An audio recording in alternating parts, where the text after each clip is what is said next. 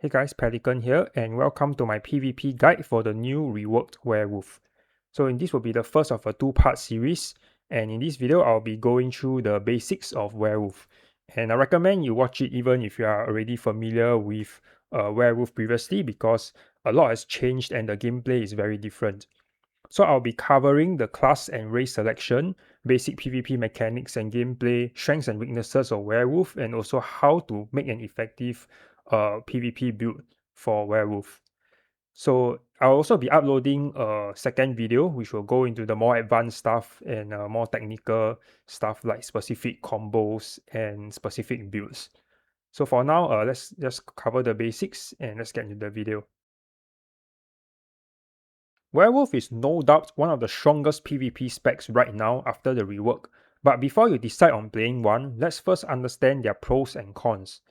So Werewolf has very high raw damage, and you are still able to have an insane amount of damage even if you are heavily invested into health. It also has very high sustain, and most of its skills, especially the stamina costing ones, cost very little to cast. It also has very strong offensive and burst healing, and its abilities are very loaded, which is to make up for the fact that it only has 5 abilities on top of your ultimate, which I will go through later. It also has some very strong utility for group, and of course the main benefit of werewolf is that it's only one bar, so it's very easy to play and learn.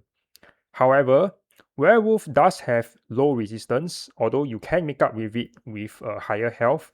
It also lacks passive and healing for your group, and it requires you to constantly stay offensive in order to make the most out of your abilities. And perhaps the biggest drawback is that there isn't a lot of class diversity for werewolf, because most classes do not have good passives for werewolf. You can still play them, but it's going to be suboptimal. And that will be the first thing I'll be going through, which is what class to pick for your werewolf. So you may have already seen me playing Sorcerer and Warden Werewolf. And in my opinion, especially if you're a new player, you should no doubt 100% go with a Sorcerer Werewolf. Warden Werewolf is only better than Sorcerer in very specific 1v1 scenarios, and it is a lot harder to play and sustain. And I'll explain why in my other video. But for simplicity, let's stick to Sorcerer Werewolf. It is the best overall, in my opinion, right now, and it has always been. It also always has been the best class for werewolf. So this will be good news if you are already a werewolf main, since you will most likely already have a Sorcerer Werewolf. So let's go through why pick Sorcerer. When choosing a class or skill lines for your werewolf build, you want to maximize the value you gain from the passive abilities, not the actives, because none of them will be relevant while you are transformed. This means choosing skill lines that not only have stronger passives, but also more passives that work while in werewolf form. The vast majority of passives in the game do not work while transformed, because they require specific conditions that cannot be met while you're transformed. For example, Rebate doesn't work in werewolf form because we cannot cast any Daedric summoning abilities. So it just so happens that Sorcerer has the most passives that work while in werewolf form. And so traditionally, most werewolf builds tend to be a Sorcerer.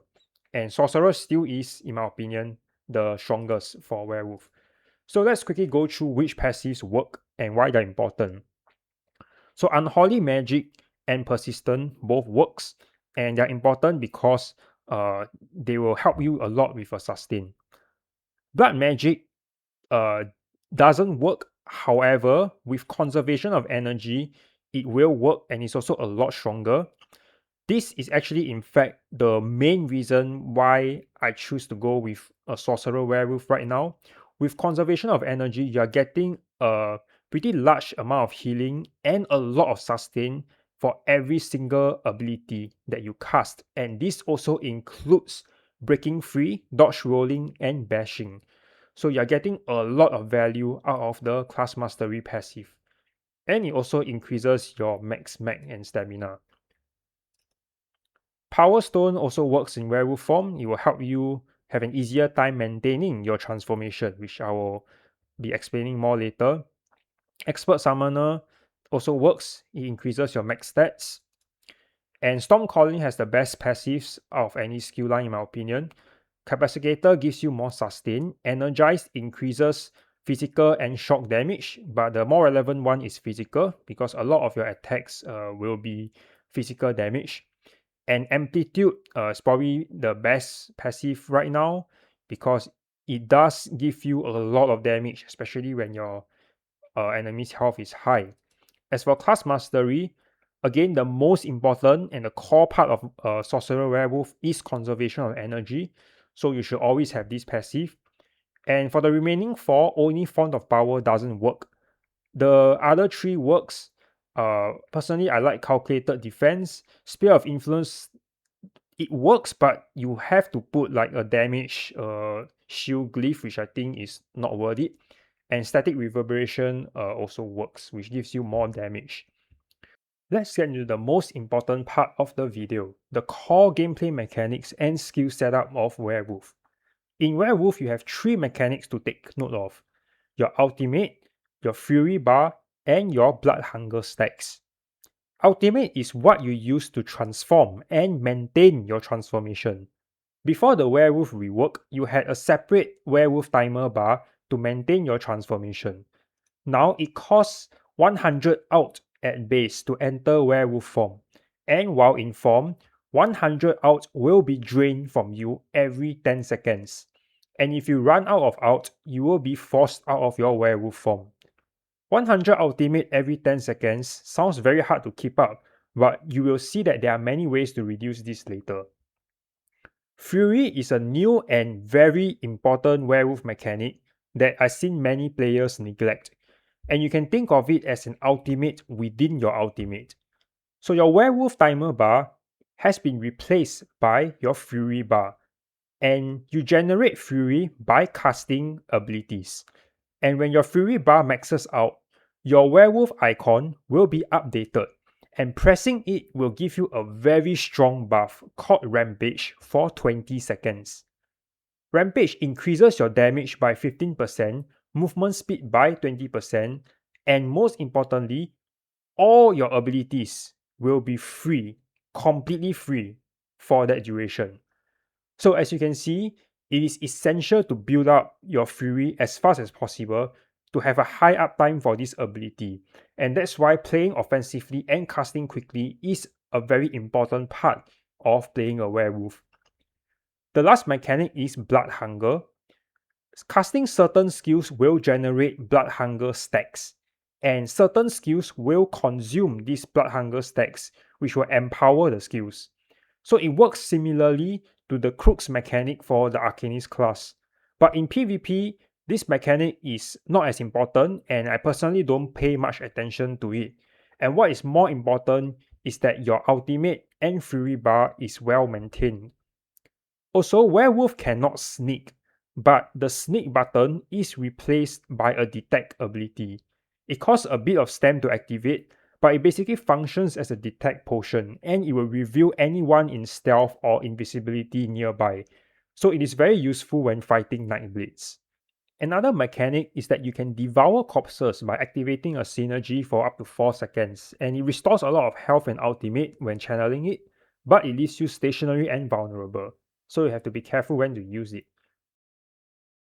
For the skills, I will quickly go through the general function of each skill and their morphs. And in my second video, I will explain in greater depth and technical detail why certain morphs are better. The Werewolf Transform skill itself has 2 morphs, Pack Leader and Berserker. Berserker is the damage morph, giving you major berserk and a bleed on your light attack. But do take note that the bleed is greatly nerfed in PvP. It also gives your Devour skill Fury Generation. Pack Leader is the tank morph, giving you major protection and block mitigation. Ironically, it also buffs your damage by giving you minor courage and 2 dire wolves that can help you attack. Take note that the dire wolves cannot be targeted, so they will always be up. It also buffs your Rampage skill to give 4k health regen. And I highly recommend the Pack Leader morph, not only because it makes up for Werewolf's lack of resistance, but also because the dire wolves greatly reduce the ultimate cost of remaining in werewolf form, as seen from this passive. So unless you're running with other werewolves, it is borderline impossible to stay forever in form on the other berserker morph.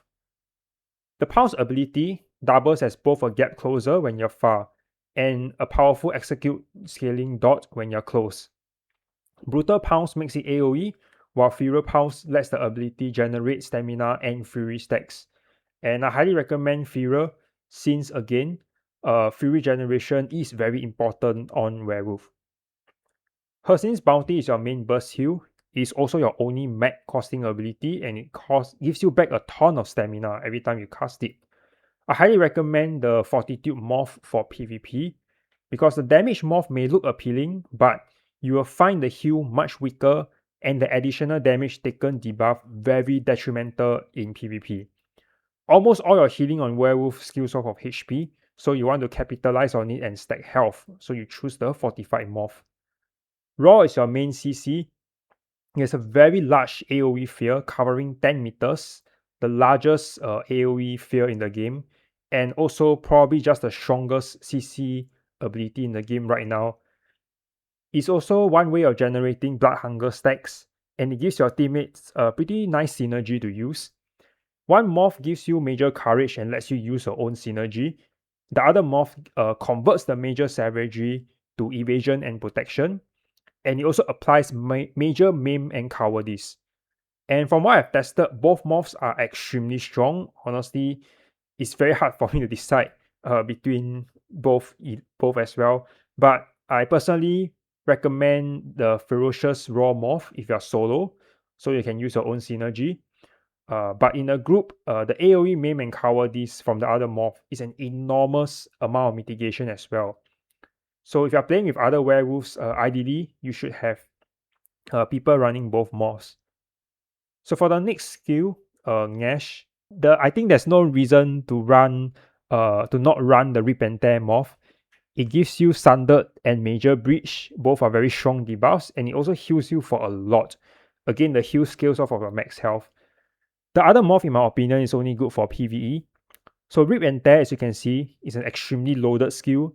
It functions as your main offensive spammable, a debuff, your offensive heal, and also an execute. And it also consumes blood hunger stacks to increase the healing of the initial hit. Your last skill is Blood Claws. This is a hybrid ability. It gives a lot of different effects. It has a pretty hard-hitting initial AoE swipe, and it also applies a 6-second bleed. Both the initial hit and the bleed also heals you, and have greater chance of applying status effects. Blood Claws also generate blood hunger from the initial hit. The initial AoE cone has a pretty small area, so it does take time to get used to landing it consistently. You will definitely find that it will miss a lot, so definitely have to be patient and try to get used to it. And the other morph is for PvE and won't really work for PvP, so I recommend Blood Claws. As for the passives, I've already covered the important ones like Fury and the Dire Wolf passive. But just note that in Werewolf, you also gain 30% base movement speed, major resolve, and 10% weapon damage in PvP. Take note that the movement speed cap is still 200%, so you cannot exceed it. Your heavy attacks also restore more stam, but it's not really relevant since you already have so much sustain. You'll probably not be using any heavy attacks. Werewolf heavy attack builds used to be a popular thing, but now the meta has changed and it's just not going to work. Now I'll go through how to make a werewolf build. You probably would have guessed by now, the most important stat for werewolf is HP. You need lots of health to buff your healing as well as counteract your low resistance.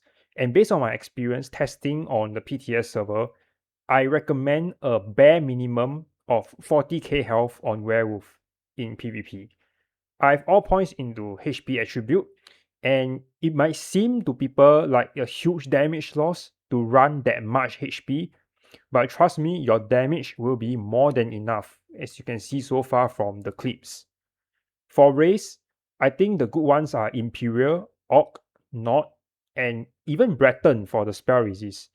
I personally like Imperial the most because it gives a lot of health and also cost reduction, which is useful for maintaining werewolf form.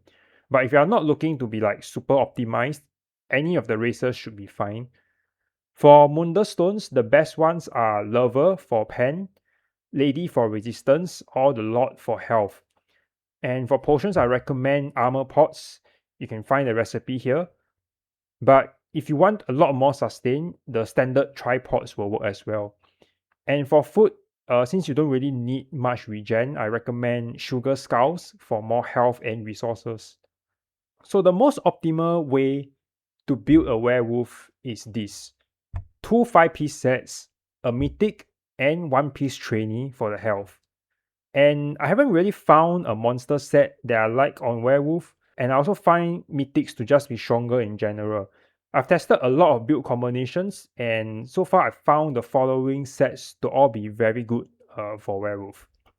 So for mythic, I think the shattered signet is definitely the strongest by far. Gives you a lot of damage by buffing your status effects. Normally, the big downside of using Signet is that you can't use your ultimate, but this is completely irrelevant in werewolf form because your ult is replaced by Signet, by Fury, and your ultimate should always be at full, especially if you are on the pack leader Morph. Gates of Cities, Huntsman, Death Dealer's Feet are also all very good mythics. Oaken Soul is still very good, even though you already have many of the buffs. So it's probably pretty obvious that Oaken Soul will be good for a 1-bar build. But basically, here's a quick summary of what you will gain from Oaken Soul, depending on your build. So for the 5-piece sets, I'll classify them into 3 types. And these are all the ones I found to be very good. For offense, Savage Werewolf is made for werewolf and is very easy to use. Oak Father, Twice Fang Snake, and Shattered Fate are all excellent for penetration, which is very important for doing good damage in PvP. For defense sets, Trial by Fire is one of my favorites for resistance, especially since status effect builds are so common now. Pariah will also work well. Mara's Balm and Weird Tree are also very good for purging dots, which are particularly strong against werewolf since you rely mainly on burst heals and not passive healings.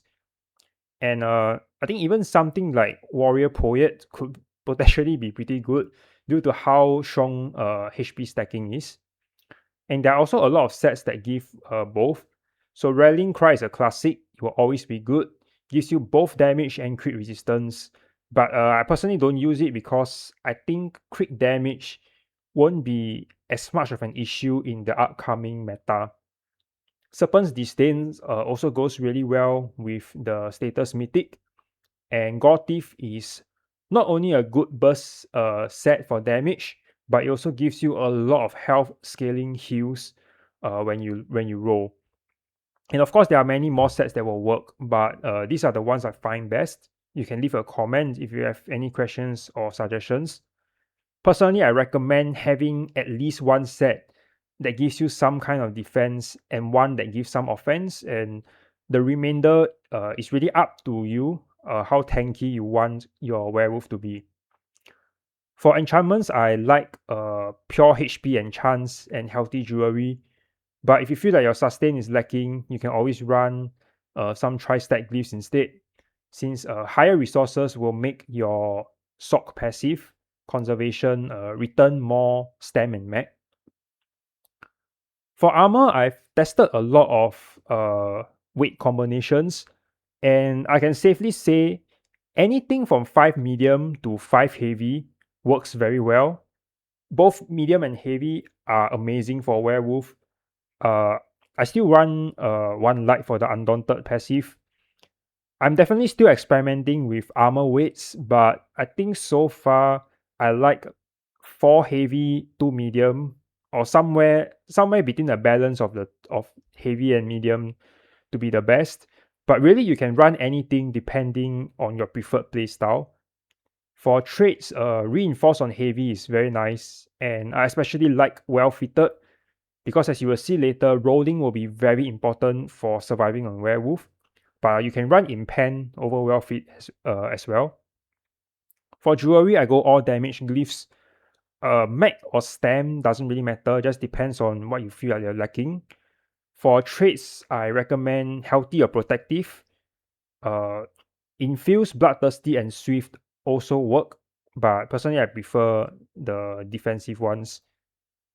Now for weapons, take note that none of your weapon passives work in werewolf form, with the exception of the major expedition passive from bow for some weird reason. So you can run bow if you want extra movement speed every time you roll, but I recommend dual wield. The weapon type doesn't matter. I run both charged, and I like flame and poison for the damage over time effects. And the reason I go double charged is because I want to maximize my status effect, especially with the Signet Mythic. But a Nern Hone on the main hand will work as well.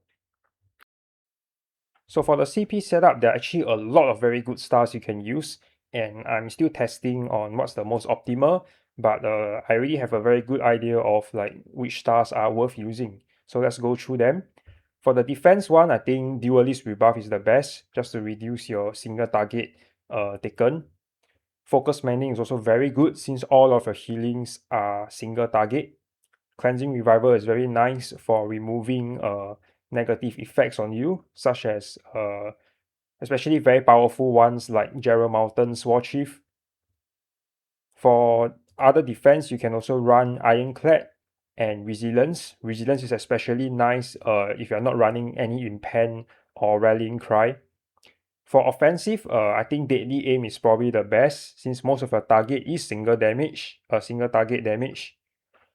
Thaumaturge and Master at Arms works, but I won't recommend them because I think Werewolf's damage is pretty spread out evenly between damage over time and direct damage, so either of these won't be like super effective, although it is more towards the direct damage side.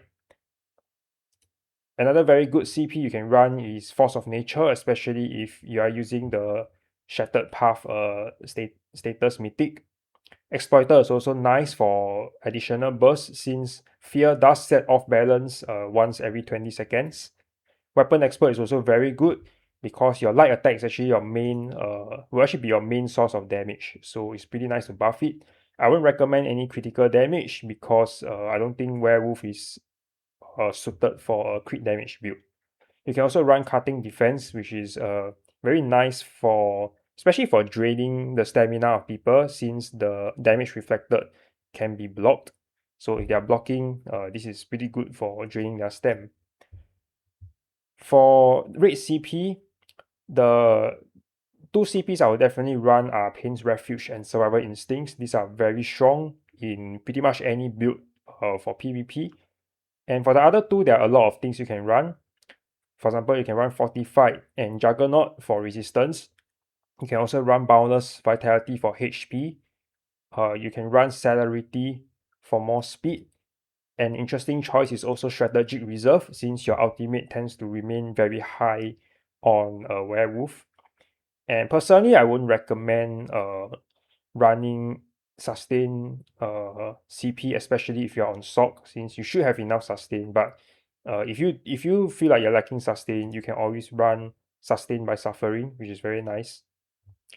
And that's pretty much it for the CP. Now I'll be going through the basic principles of offense and defense. I'll be covering more advanced stuff in my other video. You can also refer to the gameplay clips that are included in this one. For offense, it's pretty straightforward.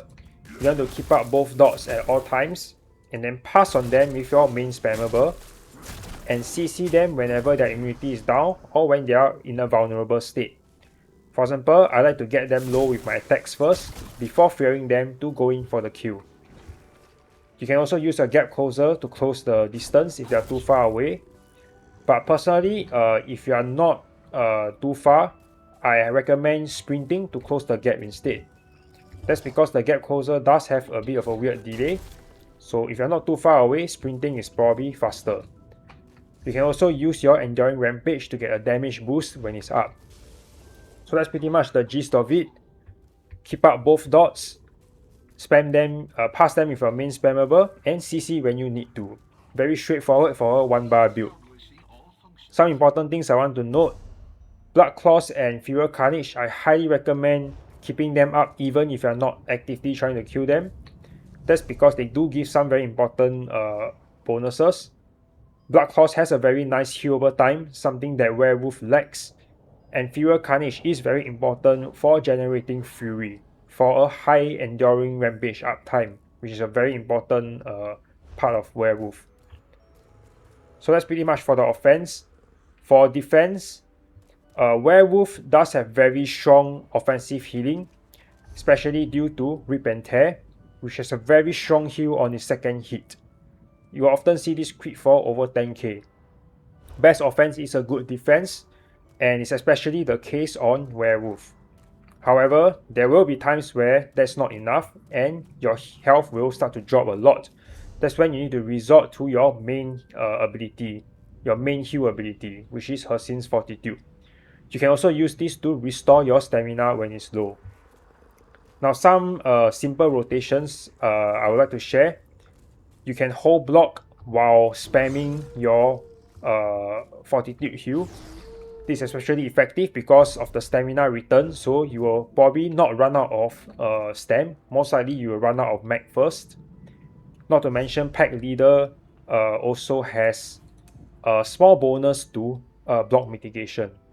However, the better combo I would recommend is to heal and immediately roll dodge. If done correctly, this should appear as almost simultaneous on your screen. Not only will you heal your health, you also avoid a lot of the incoming damage. On top of that, you also proc the conservation of energy, which will give you even more heals and resources back. When Enduring Rampage is up, your heals cost nothing, so you can technically hold block and spam heals forever, but I won't recommend doing that because it does leave you stationary and vulnerable. So I prefer the other combo, which is to roll dodge and heal. Try to reposition yourself to a better position. You can also use your Fear defensively. Has a very large AoE 10 meters. When you press this, pretty much everyone except like range builds will get stunned. So it's very important. It's very good for getting a lot of pressure off of your back. If you are desperately low on Magicka, or if you want to take a risk and go for a kill at low health, you can rely on Rip and Tear for your healing. However, do take note that the heal will not proc if the second hit is dodged. If there are a lot of enemies, you can also use Blood Claw's initial hit for healing. However, do take note that if there are only 1 or 2 enemies, the heal is likely a lot weaker than Rip and Tear. So only rely on this if you are desperately out of Magicka, or if you want to try to go for some risky gameplay. So that's all for this video. I hope you learned something new. I'll soon be uploading a follow-up video covering more high-level ideas for both build theory crafting and gameplay combos. For a specific build showcase, I will post once it's been proven and tested next patch in cyrodiil. But with the knowledge here, you can already make some pretty effective builds. Once again, thanks for watching, and leave a comment if you have any questions or suggestions, and I'll see you in the next video.